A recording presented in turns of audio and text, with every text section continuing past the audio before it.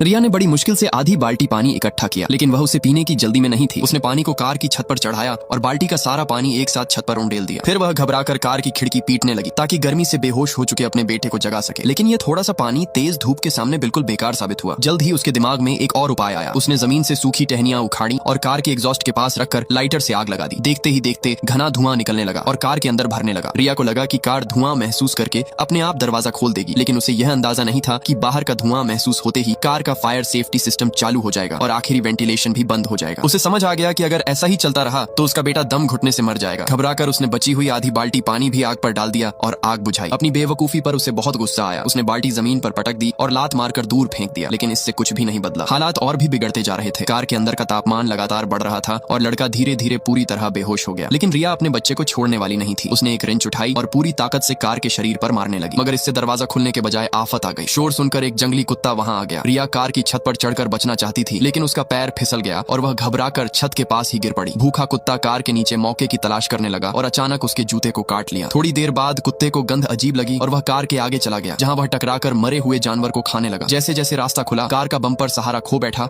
और गाड़ी पीछे की ओर खिसकने लगी। रिया दौड़कर कार के पीछे गई और अपने शरीर से उसे रोकने की कोशिश करने लगी। साफ लग रहा था कि वह और कार दोनों ही गहरी खाई में गिरने वाले हैं। तभी किस्मत से कार का पहिया एक पत्थर में फंस गया और गाड़ी रुक गई। रिया ने कार के अंदर देखा, लेकिन उसका बेटा बिल्कुल भी नहीं हिल रहा था। 100 मीटर गहरी खाई को देखते हुए उसने आखिरी दांव खेलने का फैसला किया। वह जंगली कुत्ते के सामने गई और उसे जोर जोर से डराने लगी। कुत्ता समझ गया कि यह औरत आसान नहीं है और वह भाग गया। रिया ने रिंच से पहिए में फंसे पत्थर को हटाया और कार को धीरे धीरे खाई के किनारे तक धकेल दिया। एक बार फिर उसने अपने बेटे को देखा और बिना हिचकिचाए हाथ छोड़ दिए। कार तेजी से नीचे गिरने लगी। गिरते ही कार का सेफ्टी सिस्टम सक्रिय हो गया। गाड़ी खुद को संतुलित करने लगी और सस्पेंशन ने झटके को कम करने की तैयारी की। जोरदार आवाज के साथ कार नीचे आ गिरी और चारों तरफ धूल उड़ गई। रिया लुढ़कती भागती हुई नीचे पहुंची, लेकिन कार के पास पहुंचते ही वह टूट गई। इतना हंगामा होने के बाद भी उसका बेटा नहीं जागा। उसे लगा कि शायद उसकी मौत हो चुकी है। तभी अचानक कार का सेफ्टी सिस्टम बंद हो गया। कांपते हाथों से उसने दरवाजे का हैंडल खींचा और दरवाजा खुल गया। जान बच जाने के बाद उसने बेटे को उठाकर छांव में रखा, लेकिन अगले ही पल वह फिर निराश हो गई। दूर से आती कार की लाइटें देखकर उसे एहसास हुआ कि इतनी ऊंचाई से गिरने के बाद भी उनकी कार चल सकती है। उसने बेटे को सीट बेल्ट पहनाई। सामने लगभग 60 डिग्री की चढ़ाई थी, फिर भी उसने आखिरी बार किस्मत आजमाने का फैसला किया। उसने ऑफ रोड मोड चालू किया, पहला गियर लगाया और एक्सीलरेटर दबा दिया। कार पत्थरों से बचती हुई तेजी से ऊपर चढ़ने लगी और आखिरकार वे उस खतरनाक जगह से बाहर निकलने में सफल हो गए। घर की ओर धीरे धीरे बढ़ते